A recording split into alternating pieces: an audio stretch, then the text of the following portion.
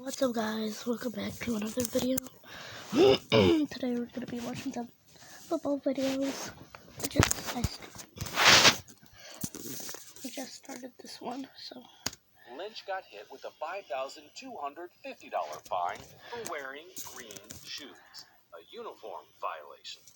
Then, in 2014, he had to shell out $100,000 for refusing to speak to the media. Not just once, but twice. And let's not forget the $11,050 fine for excessive celebration in the same year. Also, here's a fun fact. Lynch even got fined $10,000 for wearing Skittles shoes back in 2011. I guess the league just wasn't a fan of his sweet taste in footwear. Still, touchdown celebrations have become a lot more lenient in the NFL. But there's still one thing you can't do: touch the goalpost. In 2017, Stephon Diggs of the Vikings learned that lesson the hard way. After scoring a touchdown, he couldn't resist giving the goalpost a warm embrace. Little did he know, that hug cost his team a 15-yard penalty. But here's the kicker, folks.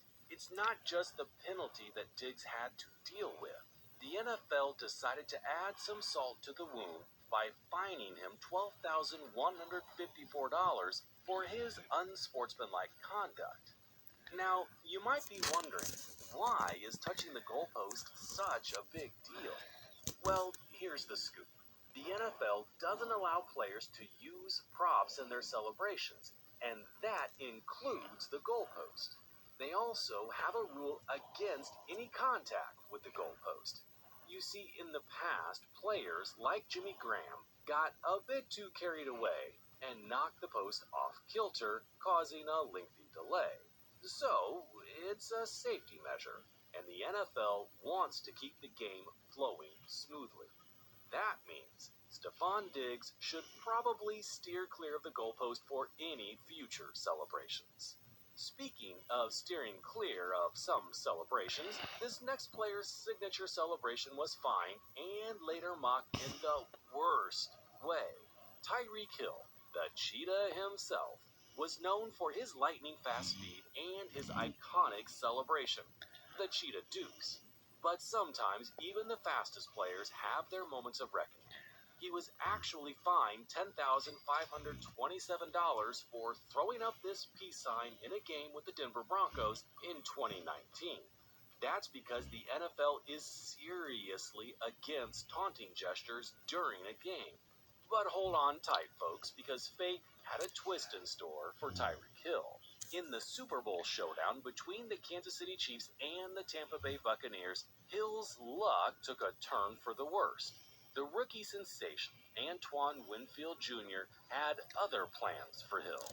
He broke up a pass, sent Hill to the ground, and then, in one of the coldest moments caught on camera, Winfield threw up the deuces right back at him. Hill learned the hard way that what goes around comes around. And in his case, it wasn't in a good way. These NFL celebrations got players banned, and sadly, they got fined millions as well. But if you're wondering what they did with the rest of the money, click on this next video to find out more about the insanely expensive things that NFL players own. You might think it's just random jersey numbers, but there's hidden meanings behind why players chose them. Like DeAndre Hopkins. His jersey number isn't something he chose. The police did. And it all started when DeAndre grew up in South Carolina, in the projects. DeAndre easily could have slipped into this lifestyle, but his cousin wouldn't let him. He convinced DeAndre to use football as an escape. He saw DeAndre's potential and tried his hardest to be a role model. But making it out of the hood is easier said than done.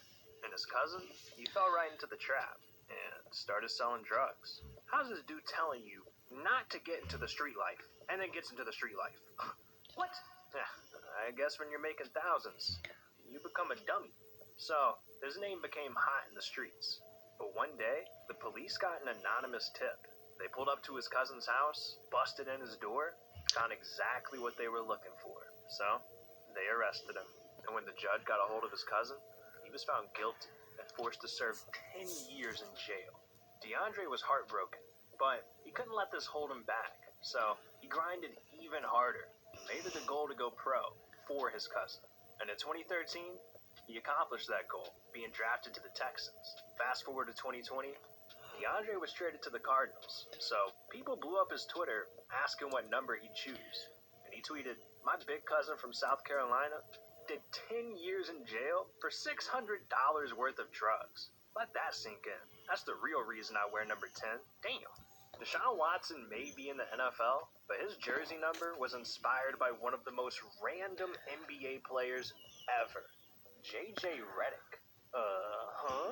Well, growing up, Deshaun wanted to be exactly like him. So instead of football, he played basketball in high school and tried to play exactly like him, being a three-point shooter. Deshaun also wore the number 4, just like JJ Redick. This dude's really obsessed with JJ Redick. Like, I'd get LeBron or Jordan, but JJ Redick? Huh? That's your idol? What? What? Why? Well, Deshaun went on the Dan Patrick Show to help us understand why. You idolize JJ Redick. I did. I still do. Really? Yeah. Because? Me and my mom, we grew up Duke fans. My mom loved Coach K. She loved Duke, so that's what I was raised on. And at that time when I was watching basketball and playing, JJ Redick was the guy. He had number 4, which was my favorite number. Shoot threes is what I like to do. Have you met JJ Redick? I have not. Paulie, bring out JJ Redick. I thought you were serious. If you could have played... And even in football, Deshaun's represented for him. He wore the number 4 in college at Clemson and in the NFL with the Texans. All for... Alright. Peace out, guys. See you in the next one. And, bye.